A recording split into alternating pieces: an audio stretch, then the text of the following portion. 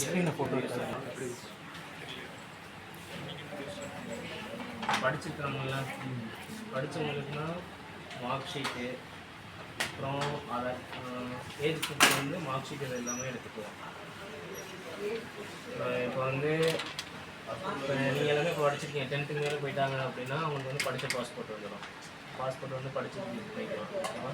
நீங்கள் வந்து படித்ததுக்கான வேலை பார்ப்பாங்கல்ல, அதுக்கு வந்து படித்த பாஸ்போர்ட் வேணும் அப்படின்னா நமக்கு மார்க் ஷீட் கம்பல்சரி அந்த மாதிரி வேணும். இல்லை இப்போ வயசானவங்க இருக்கிறாங்க, அவங்க படிச்சிருக்க மாட்டாங்க, படிக்காதவங்க இருப்பாங்கல்ல, அவங்களுக்கும் வந்து ஏஜ் ப்ரூஃப் என்ன வச்சுக்கோன்னா பேன் கார்டு வச்சுக்கோங்க.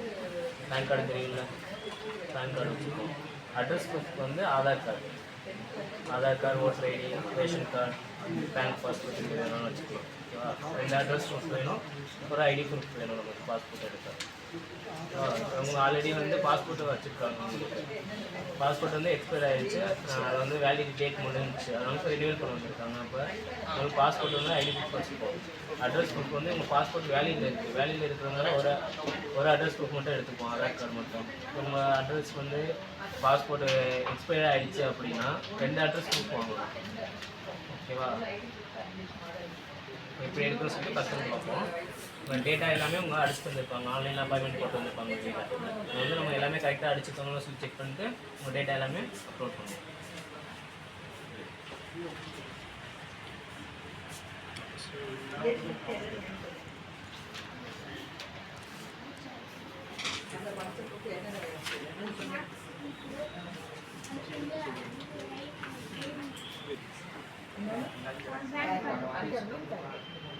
அட்ரஸ் ப்ரூஃபுக்கு என்னென்ன வேணும் அப்படின்னா ஃபஸ்ட்டு வந்து ஆதார் ஒன்று, ஒரு ஒன்று வந்து கண்டிப்பாக ஆதார் வச்சுக்கலாம். அடுத்தது வந்து இன்னொரு அட்ரஸ் ப்ரூஃப் வந்து driving licence, voter ID, smart card, bank passport, EB bill, gas bill, அந்த மாதிரி ஏதாச்சும் ஒன்று.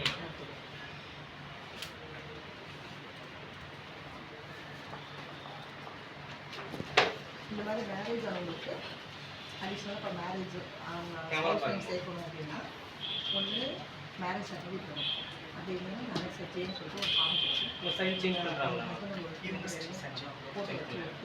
மேரேஜ் சர்டிஃபிகேட் இல்லாதவங்களுக்கு இதை கொடுத்து அப்லோட் பண்ணி அவங்க ஸ்பௌஸ் நேம் சேர்க்கணும். மேரேஜ் சர்டிஃபிகேட் கொடுத்தா மேரேஜ் சர்டிஃபிகேட் மட்டும் வச்சு சேர்த்து அவங்க ஸ்பௌஸ் நேம் ஆட் பண்ணிக்கலாம். அதுக்கப்புறம் ஒவ்வொரு இதுக்குமே பாஸ்போர்ட் எடுத்ததுக்கப்புறமே ஏதாச்சும் உங்களுக்கு இது பண்ணணும் அப்படின்னா ஒவ்வொரு இதுக்குமே கொடுக்கணும். ஏதாவது சேஞ்ச் பண்ணுறதுனால பாஸ்போர்ட்டில் இருக்கிறதா கூட சேஞ்ச் பண்ணுறதுன்னா அதுக்கு நம்ம கொடுக்கணும். அந்த சீல் எதுக்கு அடிக்கிறோம் அப்படின்னா அவங்களோட ஒரிஜினல்லாம் அவங்க வந்து வாங்கி வெரிஃபை பண்ணியிருக்கோம்.